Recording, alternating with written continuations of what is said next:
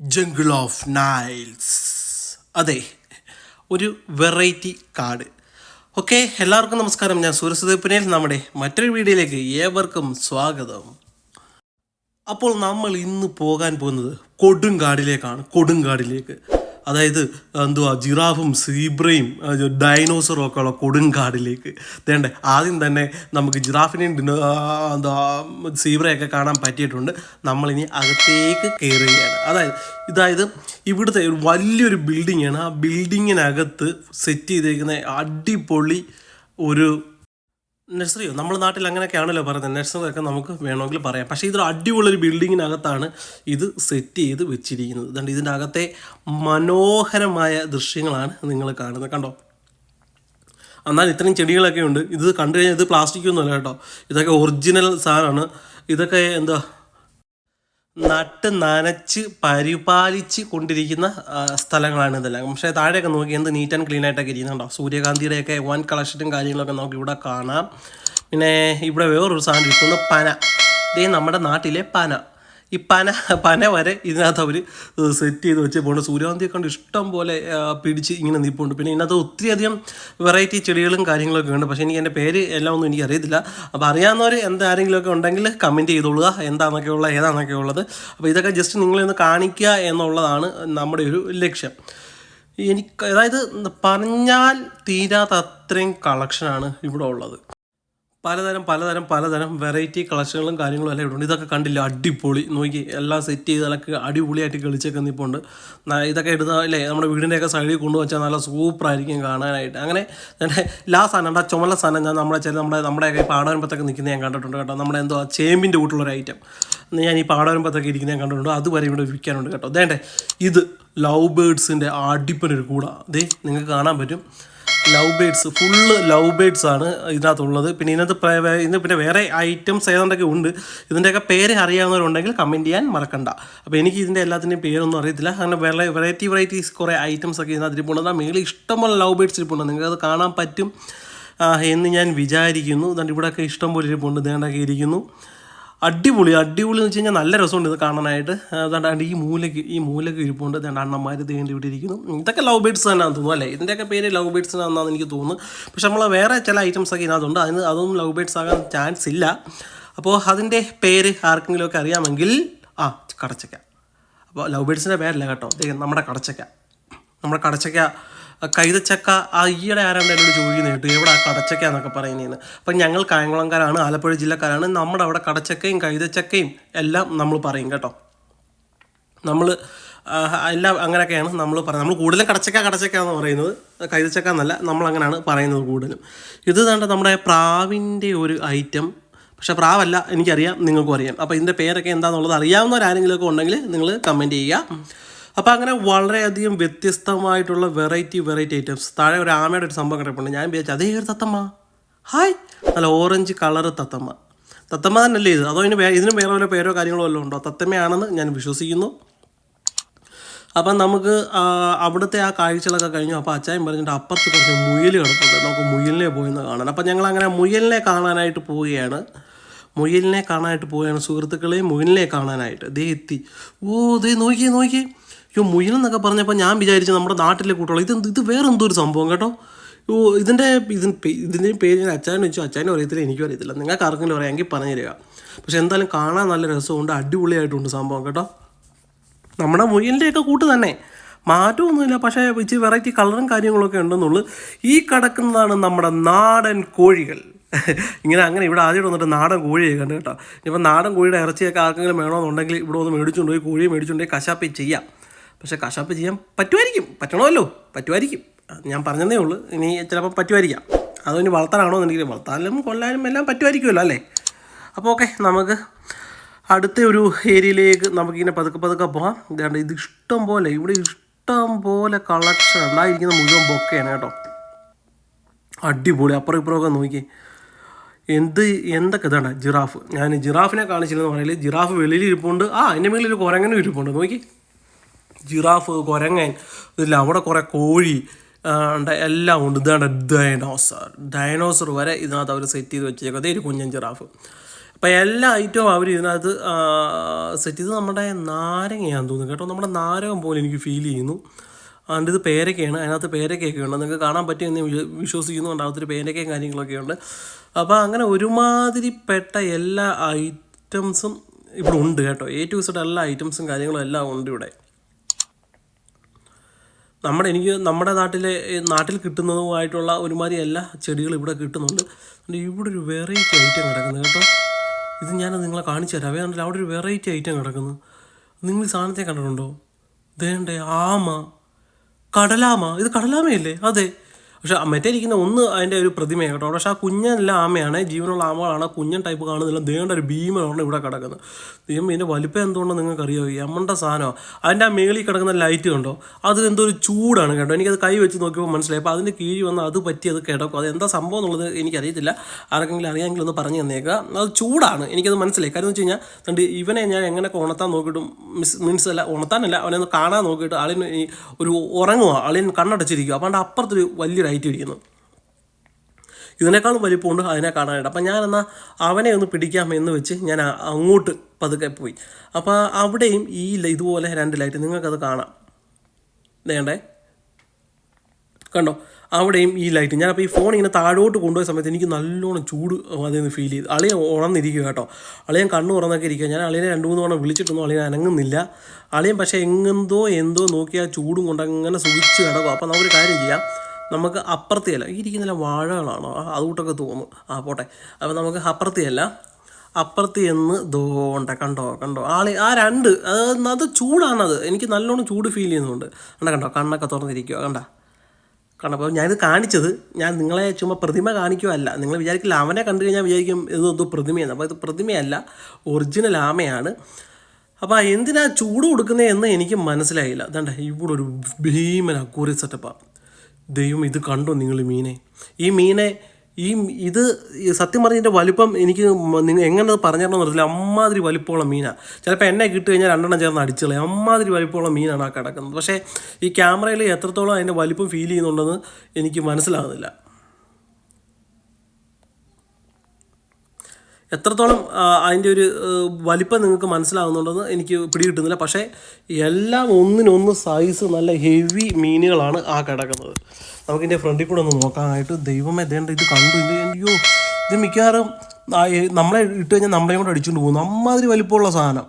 ഇത് അടിപൊളിയായിട്ട് അക്വേറിയൊക്കെ സെറ്റ് ചെയ്ത് അവർ വെച്ചേക്കുവാണ്. ഞാനത് കൈയൊക്കെ ഒന്നിട്ട് നോക്കാമെന്ന് വിചാരിച്ചു. പക്ഷേ എനിക്കൊരു പേടി, ഇവന്മാർ വന്ന് തീറ്റയാകണം വന്ന് അടിച്ചു കഴിഞ്ഞാൽ തീർന്ന്. അപ്പോൾ അതുകൊണ്ട് അത് അതിനകത്ത് കൈ ഇടാൻ പറ്റുമോ എന്നുള്ളത് എനിക്കറിയത്തില്ല. അതുകൊണ്ട് ഞാൻ കൈ ഇട്ട് റിസ്ക് എടുക്കാനൊന്നും പോയില്ല. അങ്ങനെ ഇരിക്കുമ്പോൾ ദേണ്ട മൂലയ്ക്ക് വേറൊരു സാധനം മുതല. നിങ്ങൾ കണ്ടോ? നിങ്ങളെ കാണിക്കാൻ ഞാൻ എന്താണ്ട് ആ മൂലയ്ക്ക് ഇരിക്കുന്നത്. അച്ചായൻ പറഞ്ഞ് ഇതുകൊണ്ടാ ഒരു മുതല കിടക്കുന്നത്. സത്യം പറഞ്ഞാൽ ഞാനും വിചാരിച്ചു അത് മുതല. അയ്യോ ഈ മുതല ഈ മീനെല്ലാം തിന്നത്തില്ലേന്ന്. നോക്കിയപ്പോൾ എന്തുവാ ഡമ്മിയാണ്. അളിയൻ ഷോയാ, അനക്കമൊന്നുമില്ല. വെച്ചാൽ മുതലയല്ല അത്. അല്ല അഥവാ ഇതുപോലെ കുളത്തിൽ ഇങ്ങനെ ഒരു മുതലയൊക്കെ കടന്നു കഴിഞ്ഞാൽ അതിൻ്റെ അവസ്ഥ എന്താകുമെന്ന് നിങ്ങൾക്കറിയില്ല. ദേണ്ടേ ഇനി സിംഹത്തെ ഞാൻ കാണിച്ചില്ലെന്ന് പറയല്. ദേണ്ട അടിപ്പസാരം. അളിയൻ റെസ്റ്റില്ലാന്ന് തോന്നും, ഉറക്കമാണെന്ന് തോന്നുന്നു. ഞാൻ തട്ടിയൊക്കെ നോക്കി അനക്കമൊന്നുമില്ല. അപ്പോൾ അളിയൻ ഉറക്കത്തിലാണ്. അപ്പോൾ ഇവിടെയും കുറേ നമ്മുടെ വീട് കണ്ട് ഇതൊക്കെ തെങ്ങാണ് കേട്ടോ. ഇതുകൊണ്ട് ഈ ഇരിക്കുന്നത് തെങ്ങാണേ, നമ്മുടെ നാടൻ തെങ്ങ് ചട്ടിയിൽ. ഇത് എത്രത്തോളം ആകുമ്പോൾ കായ്ക്കും എന്നുള്ളതിനെ പറ്റി എനിക്ക് വലിയ പിടുത്തമില്ല.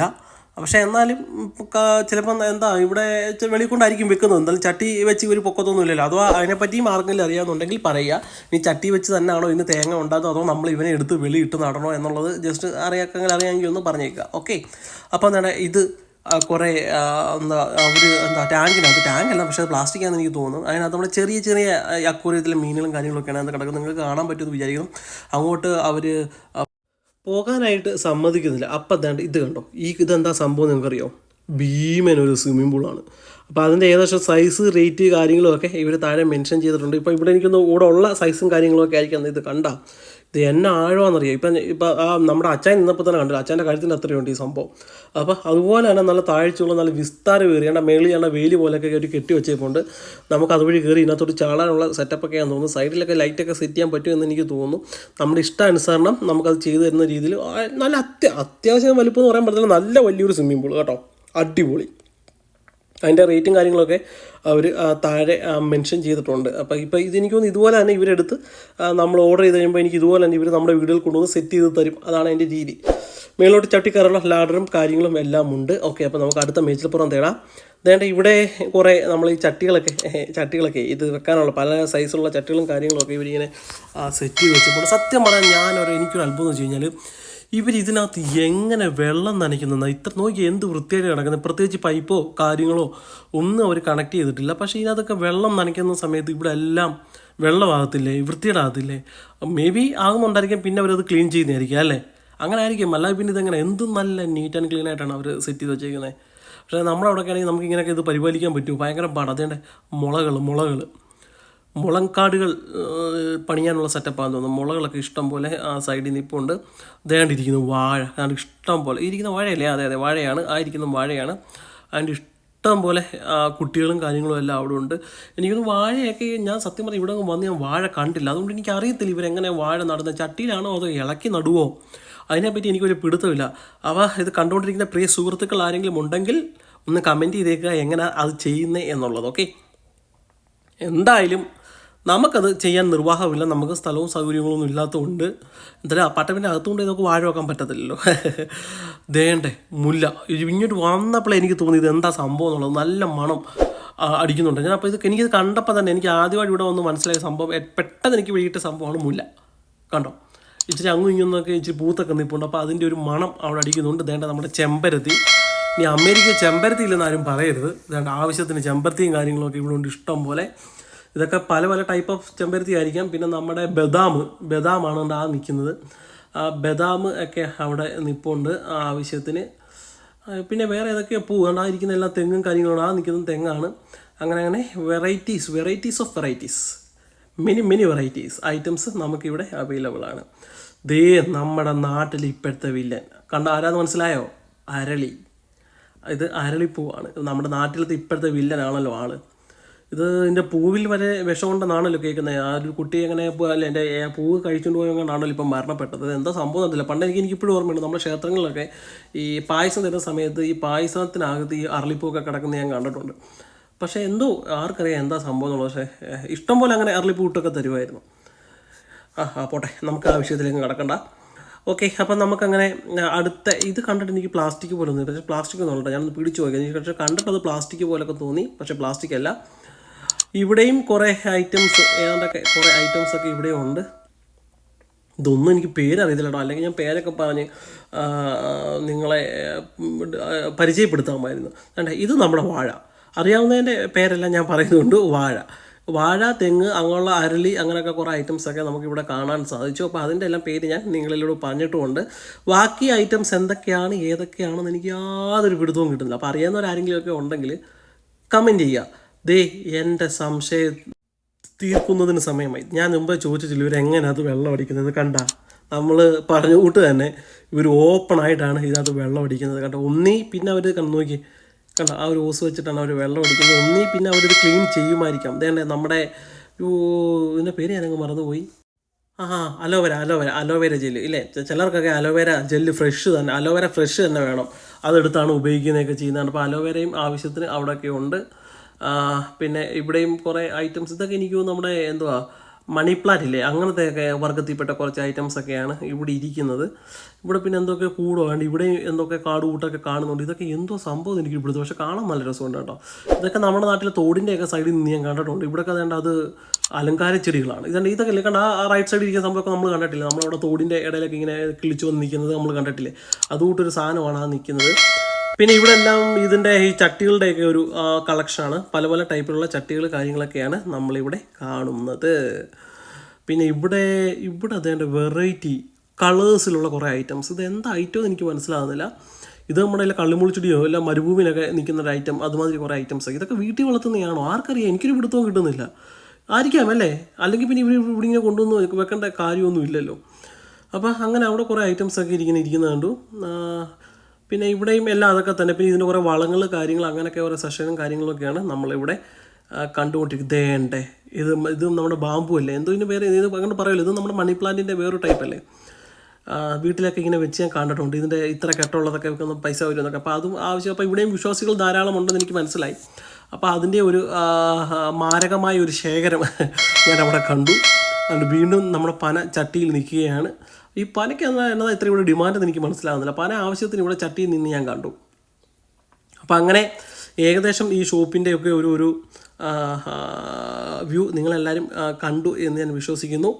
അപ്പോൾ നിങ്ങൾക്ക് ഈ വീഡിയോയും വളരെയധികം ഇഷ്ടപ്പെട്ടു എന്ന് ഞാൻ വിശ്വസിക്കുന്നു. അപ്പോൾ നമ്മുടെ ചാനൽ ഇഷ്ടപ്പെട്ടെങ്കിൽ നമ്മുടെ ചാനലൊന്ന് സബ്സ്ക്രൈബ് ചെയ്യാൻ നിങ്ങൾ മറക്കണ്ട. അപ്പം നിങ്ങളുടെ ഓരോ ലൈക്കുമാണ് നമുക്ക് പുതിയൊരു വീഡിയോ ചെയ്യാനുള്ള ഊർജ്ജം.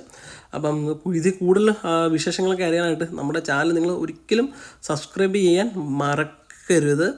അപ്പോൾ നമ്മൾ വെള്ളോട്ട് ഇറങ്ങാമെന്ന് വെച്ച് പറഞ്ഞാൽ വീണ്ടും കുറേ കള്ളിമുള്ളിൽ ചെടി.